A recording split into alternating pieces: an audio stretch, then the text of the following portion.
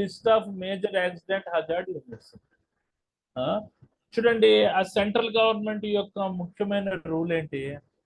ఆ mAh units, ఆ మొత్తం జిల్లాలో ఎంఏహెచ్ యూనిట్స్ ఎన్ని ఉన్నాయి అన్నది వాటి యొక్క లిస్ట్ కంపల్సరిగా సెంట్రల్ గవర్నమెంట్ అనేది ప్రొవైడ్ చేయాలి. ఫర్ ఎగ్జాంపుల్, విశాఖపట్నం డిస్ట్రిక్ట్లో ప్రైవేట్ ఎంఏహెచ్ మన యూనిట్స్ ఎన్ని ఉన్నాయి? ఒకటి ఎల్జీ పాలిమర్స్, ఒకటి, రెండోది Andhra Organics, next Nagarjuna Fertilizers and Chemicals Limited, తర్వాత దివ్విస్ ల్యాబొరేటరీస్, అరవిందో ల్యాబొరేటరీస్. ఇలాగా కొన్ని ఎంఏహెచ్ యూనిట్స్ యొక్క లిస్ట్ కంపల్సరిగా ఎప్పటికప్పుడు ప్రొవైడ్ చేస్తూ ఉండాలి. ఇక్కడే మేజర్ కెమికల్ ఎక్స్పోజర్స్ జరుగుతూ ఉంటాయి అన్నమాట. Okay, coming to the next point, the central government take measures to create awareness among the public with a view to preventing chemical accident. అంటే జనరల్ గా ఇవి ఎంఏహెచ్ యూనిట్స్ కాబట్టి ఆఫ్ సైట్ ఎమర్జెన్సీ జరిగే ఆస్కారం ఉంది. ఒకవేళ ఆఫ్ సైట్ ఎమర్జెన్సీ జరిగితే public కి ఏ రకమైన అవగాహన సదస్సు లాంటివి కంట్రోల్ చేస్తూ ఉండాలి. అంటే ఒకవేళ కెమికల్ యాక్సిడెంట్స్ జరిగాయనుకో, తద్వారా on site emergency, off site emergency వచ్చిందనుకో, ఆ చుట్టుప్రక్కల స్లమ్స్ లో ఉంటారు కదా పీపుల్, చుట్టుప్రక్కల కాలనీలో ఉండే పీపుల్కి అవగాహన సదస్సు లాంటిది కండక్ట్ చేస్తూ ఉంటాం. ఇది ఇంపార్టెంట్ పాయింట్. లేకపోతే మన ఎల్జీ పాలిమర్స్ ఇష్యూ అవుతుంది. ఆల్రెడీ ఎల్జీ పాలిమర్స్ లో ఆఫ్ సైట్ ఎమర్జెన్సీ అయింది కదా విశాఖపట్నంలో ఒక 4 years క్రిందట. ఓకే, ఆ రకమైన అవగాహన కలిగించాలి. Next, important functions of district crisis group to control the chemical plant accidents. అంటే జనరల్ గా మన డిస్ట్రిక్ట్ క్రైస్ గ్రూప్ మెంబర్స్ ద్వారా కెమికల్ ప్లాంట్ యొక్క యాక్సిడెంట్స్ ని ఎక్కువగా కంట్రోల్ చేస్తుంటారు. సో వీళ్ళ యొక్క రోల్స్ ఏంటి, వీళ్ళ యొక్క ధర్మాలు ఏంటి? ఓకే, చూడండి, district crisis group members state crisis group కి ఇన్ఫార్మ్ చేస్తారు, state crisis group members central crisis group కి ఇన్ఫార్మ్ చేస్తారు. చీఫ్ ఒకటే ఉంటాడు, వాడు సెంట్రల్ క్రైసిస్ గ్రూప్ యొక్క మెంబర్ అయి ఉంటాడు. Okay, coming to the point లోకి వస్తున్నాను డైరెక్ట్ గా. Important functions of district crisis group to control the chemical plant explosions, chemical plant accidents ఏంటి? The district crisis group shall be the apex body in the district to deal with major chemical accidents and to provide expert guidance for handling chemical accident. అంటే మనకి district crisis group అన్నది జిల్లాలోనే apex body, అంటే సర్వోన్నతమైన position లో ఉంటుంది అనమాట. ఏది ఆ పర్టికులర్ జిల్లాలో అత్యున్నతమైన పొజిషన్ లో ఉంటుంది. ఎపెక్స్ బాడీ అంటే అత్యున్నతమైన పొజిషన్. ఇది దేని డీల్ చేస్తుందంటే మేజర్ కెమికల్ యాక్సిడెంట్స్, ఆ పర్టికులర్ ఎంఏహెచ్ యూనిట్స్ లో మేజర్ కెమికల్ యాక్సిడెంట్లు జరిగినప్పుడు ఏ రకంగా కంట్రోల్ చేయాలి, దానికి సంబంధించిన నమూనాలు, ఎక్స్పర్ట్స్ గైడెన్స్ అంటే నిపుణులకు సంబంధించిన మార్గదర్శకాలు ప్రొవైడ్ చేస్తారు. దేనికోసం? For handling of the chemical accident, అంటే రసాయన పరంగా సంభవమయ్యే ప్రమాదాన్ని కంట్రోల్ చేయడానికి. Okay, coming to the second point, without prejudice to the function specified under sub rule 1, the district crisis group, అంటే పక్షపాతం లేకుండా ఆ పర్టికులర్ డిస్ట్రిక్ట్ క్రైసిస్ గ్రూప్ యొక్క ధర్మాలు ఏంటి, ఫంక్షన్స్ ఏంటి? First function, assist the preparation of district off site emergency plan. So కంపల్సరీగా off site emergency plan వస్తే ఏ రకంగా కంట్రోల్ మెజర్స్ పెట్టాలి అంటే ఆఫ్ సైట్ ఎమర్జెన్సీ ప్లాన్ యొక్క మన తయారీలో వీళ్ళ యొక్క సహకారం ఉండాలి. Next, assist the district administration in the management of chemical industry handling. అంటే ఆన్ సైట్ ఎమర్జెన్సీ జరిగినప్పుడు ఆ పర్టికులర్ జిల్లా అధికార ప్రతినిధులు ఉంటారు కదా, IAS officers, IPS officers, fire mobile centre, fire service department, వాళ్ళకి ఎప్పటికప్పుడు సహకారం అందించాలి. ఎప్పుడు ఆ కెమికల్ ఇండస్ట్రీలో ప్రమాదం జరిగినప్పుడు దాన్ని నిర్వహించడానికి జిల్లా అధికార ప్రతినిధులకి ఎప్పటికప్పుడు సహకారం అందిస్తూ ఉండాలి. నెక్స్ట్ మనకి review all on site emergency plan prepared by the occupier of major accident hazard insulation for the preparation of the district off site emergency plan. అంటే జనరల్ గా on site emergency plan, what is the difference between on site and off site emergency plan? Anybody? What is the difference between on-site and off-site emergency plan?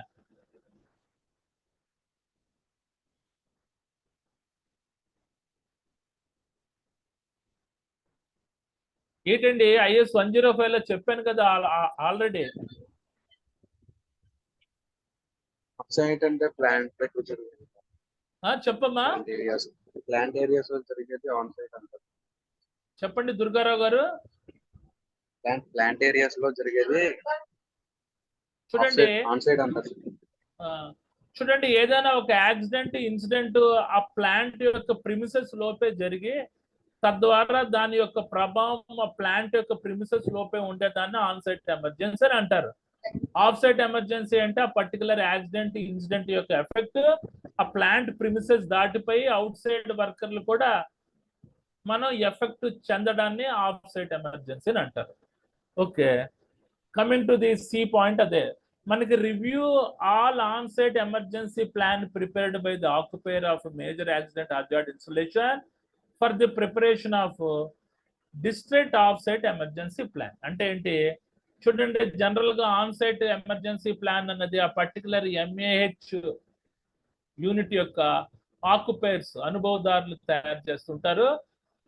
అది అప్పటికప్పుడు సమీక్షించడం and కంపల్సరీగా district off site emergency plan మన తయారీ ఏ రకంగా ఉన్నది దాంట్లో సహకారం అందించి సమీక్షించేటట్టు ఉండడం అన్నమాట. Coming to the D, continuously monitor every chemical accident. అంటే రసాయన పరంగా సంభవమయ్యే ప్రమాదాన్ని ఎప్పటికప్పుడు మానిటర్ చేస్తూ ఉండడం, పర్యవేక్షిస్తూ ఉండడం.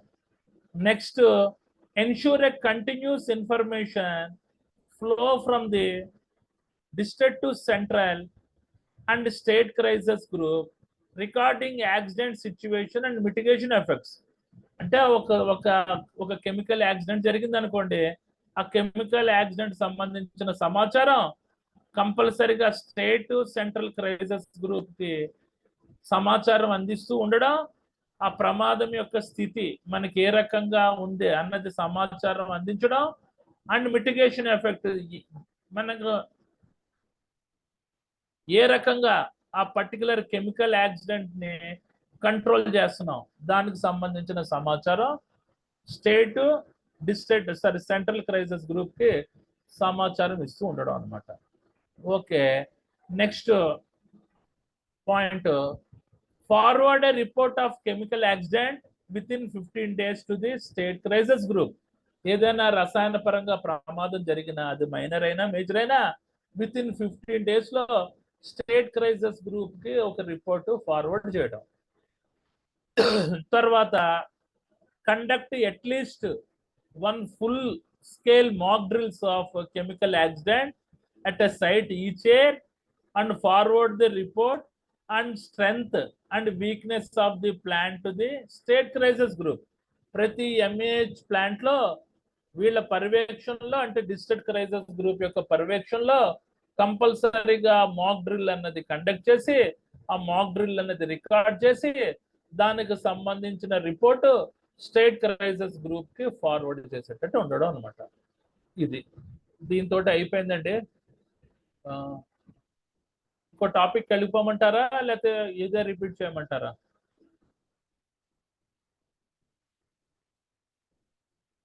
Can I go for another topic or can I repeat this topic? Sir ఇదే రిపీట్ చేయండి. ఇదే రిపీట్ చేయమంటారా? చూద్దాం. ఏమండి కొద్దిగా టఫ్ టెర్మినాలజీగా ఉంది పాయింట్స్. సరేలేండి. ఫస్ట్ ఏంటి, సేఫ్టీ ప్రికాషన్స్. మన టాపిక్ ఏంటి చూడండి, ఇది safety precautions and preventive measures of chemical plant explosions.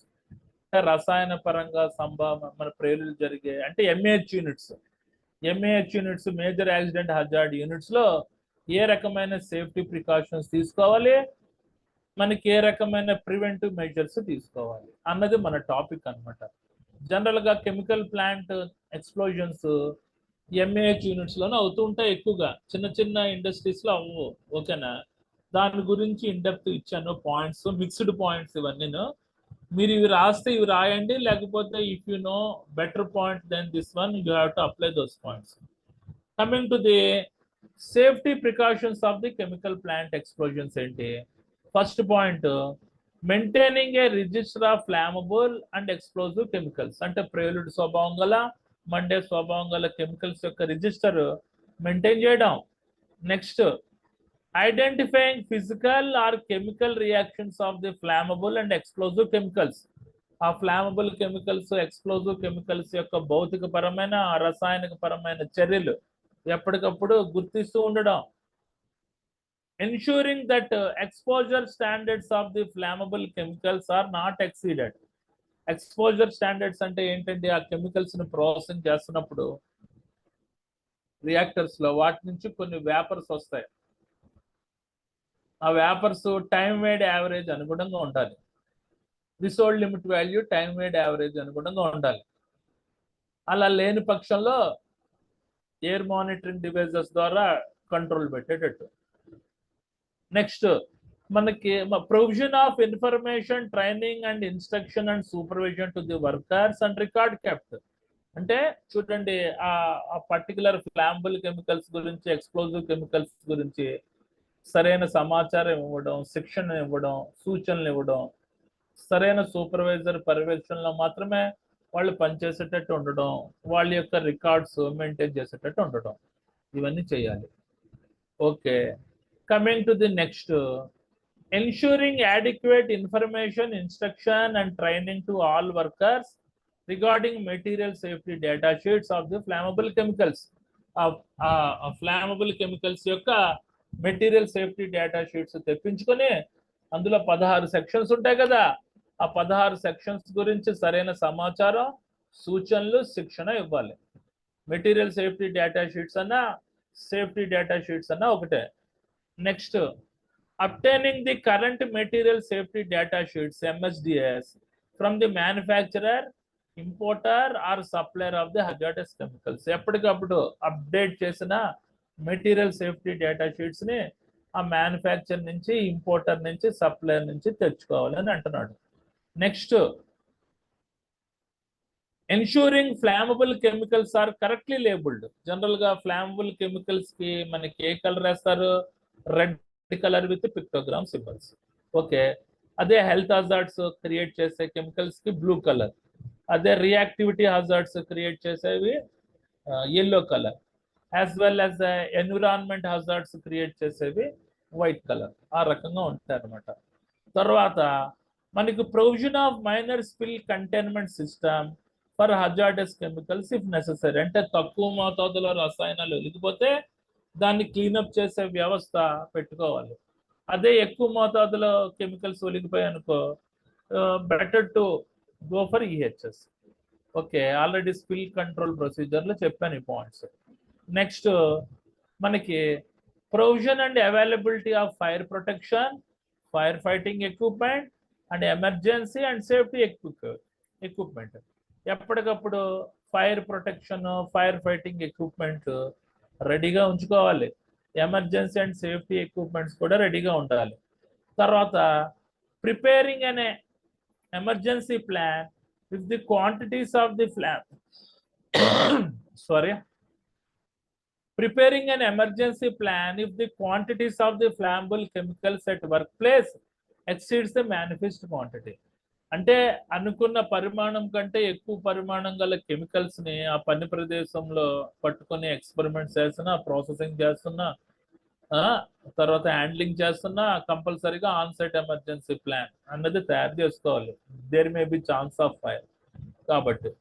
Next, stability and support the of containers of bulk hazardous chemicals including pipe work and attachments. అంటే general గా flammable chemicals పెద్ద పెద్ద జాడీల్లో నిల్వ ఉంచుతాం కాబట్టి ఆ కంటైనర్స్ స్టేబుల్ గా ఉండాలి.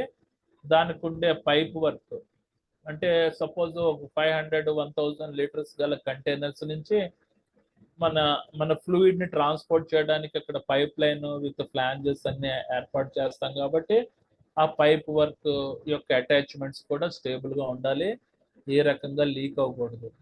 ఓకే, తర్వాత మనకి provision of appropriate PP should be provided to the all workers, అంటే సరైన పర్సనల్ ప్రొటెక్టివ్ ఎక్విప్మెంట్లు వర్కర్ కి పెట్టేటట్టు చూద్దాం.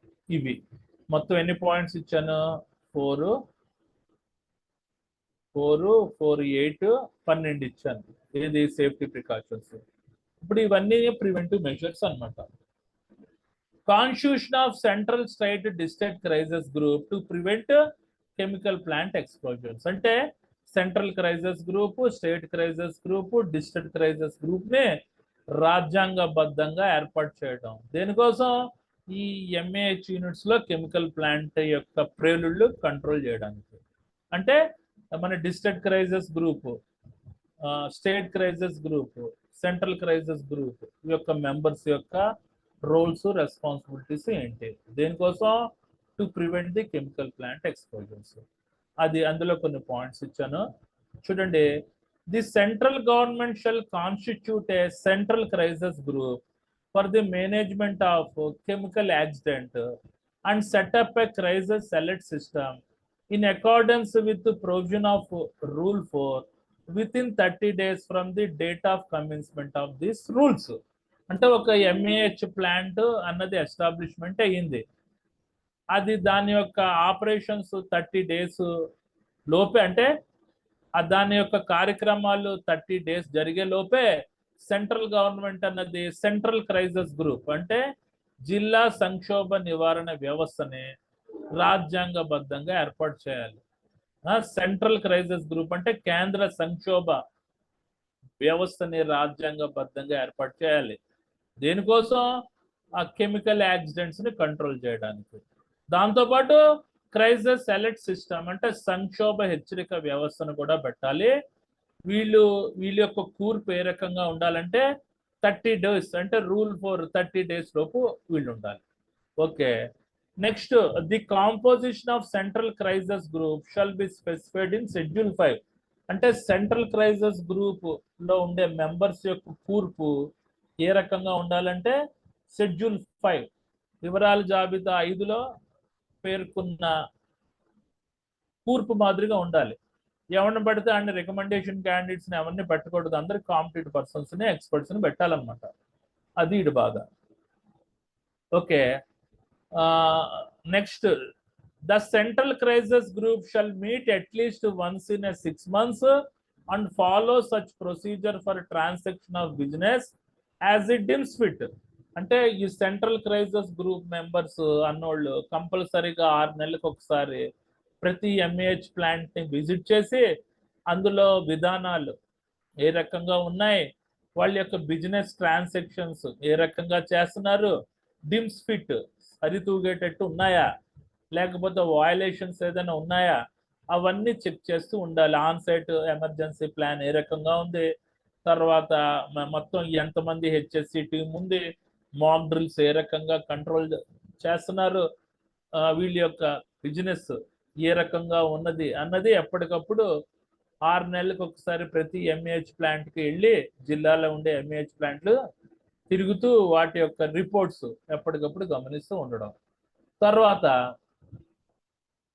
The central government shall setup an information network system with state and district control rooms, అంటే కంపల్సరీగా district control rooms, state control rooms అన్నది provide చేసి మన district control rooms లో ఉండే టీము స్టేట్ క్రైసిస్ గ్రూప్ కి రిపోర్ట్ చేసేటట్టు, స్టేట్ క్రైసిస్ గ్రూప్ వాళ్ళు సెంట్రల్ క్రైసిస్ గ్రూప్ కి రిపోర్ట్ చేసే ఒక ఇన్ఫర్మేషన్ నెట్వర్క్ వ్యవస్థని పెట్టాలన్నమాట. అంటే కంట్రోల్ రూమ్స్ లో వాకీ టాకులు అవన్నీ పెడతారు కదా, అది అంటే మంచి ఆఫీస్ ఎస్టాబ్లిష్మెంట్ బ్రహ్మాండంగా ఉండాలి. ఆఫీస్ ఎస్టాబ్లిష్మెంట్ లేకపోతే ఒప్పుకోకూడదు. Next point, the central government shall publish the list of major accident hazard installation, అంటే ఆ పర్టికులర్ జిల్లాలో ఎన్ని ఎంఈహెచ్ యూనిట్స్ ఉన్నాయి, అన్నది సెంట్రల్ గవర్నమెంట్ ఒక లిస్ట్ తయారు చేసి ప్రిపేర్ చేయాలి. అర్థమైందా? అది తర్వాత the central government take measures to create awareness among the public with in a view of preventing chemical accident. అంటే ఈ పర్టికులర్ ఎంఏహెచ్ యూనిట్స్ ద్వారా ఆఫ్ సైట్ ఎమర్జెన్సీ కూడా జరగడానికి స్కోప్ ఉంటుంది కాబట్టి ఒకవేళ ఆఫ్ సైట్ ఎమర్జెన్సీ జరిగితే పబ్లిక్ కి ఏ రకమైన అవేర్నెస్ కలగజేయాలి అన్నది ఆలోచిస్తూ ఉండాలన్నమాట సెంట్రల్ గవర్నమెంట్. అంటే ఈ particular district crisis group members ద్వారా ఆఫ్ సైట్ ఎమర్జెన్సీ వస్తే ఎవరు డూస్ డోంట్స్, ఏంటేంటి డూస్ చేయాలి ఏంటేంటి డోంట్స్ చేయాలి అన్న విషయంలో పబ్లిక్ కి అవగాహన కల్పిస్తూ ఉండడం. నెక్స్ట్ చూడండి, important functions of district crisis group. అంటే డిస్ట్రిక్ట్ క్రైసిస్ గ్రూప్ యొక్క ఇంపార్టెంట్ ఫంక్షన్స్ ఏంటి? To control the chemical accidents. వీళ్ళ ద్వారా కెమికల్ యాక్సిడెంట్స్ అనేది కంట్రోల్ అవుతాయి. ఓకే, చూడండి, the district crisis group shall be the apex body in the district to deal with major chemical accident and to provide expert guidance for handling chemical accident. అంటే district crisis group అనేది జిల్లాలో సర్వోన్నతమైన position లో ఉంటుంది. వీళ్ళు major chemical accidents ని deal చేస్తారనమాట. వీళ్ళు ఎక్స్పర్ట్స్ ఉంటారు కాబట్టి, నిపుణులు సంబంధించిన మార్గదర్శకాలు ఉంటాయి కాబట్టి ఏ రకమైన మేజర్ కెమికల్ యాక్సిడెంట్ అయినా వీరు హ్యాండ్లింగ్ చేయగలిగేటట్టు ఉండాలి అన్నమాట. Coming to the second point, without prejudice to the functions specified under sub rule 1, the district crisis group shall. అంటే క్రింద పేర్కొన్నవి డిస్ట్రిక్ట్ క్రైసిస్ గ్రూప్ యొక్క ఇంపార్టెంట్ ఫంక్షన్స్. పక్షపాతం లేని ఇంపార్టెంట్ ఫంక్షన్స్ ఏంటి? First the assist in the preparation of district off site emergency plan. చూడండి, మన district off site emergency ప్రణాళికను తయారు చేయడంలో వీళ్ళ యొక్క సహకారం ఉండాలి. ఎవరిది? మన district crisis group members. Assist the మనకి district administration in the management of chemical industry handling. అంటే సహకారం అందించాలి ఎవరికి? మన జిల్లా యొక్క